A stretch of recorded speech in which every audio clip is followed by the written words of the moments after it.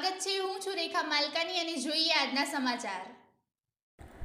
Bhiloda police station વિસ્તારમાં ભાણમેર ગામની સીમમાં રોડ ઉપર ભારતીય બનાવટની વિદેશી દારૂ તથા ઇકો ગાડી નંબર GJ31R5825 માં મળી કુલ કિંમત ₹2,92,090ના મુદ્દામાલ ઝડપી પાડી ગણનાપાત્ર કેસ શોધી કાઢતી ભિલોડા પોલીસ।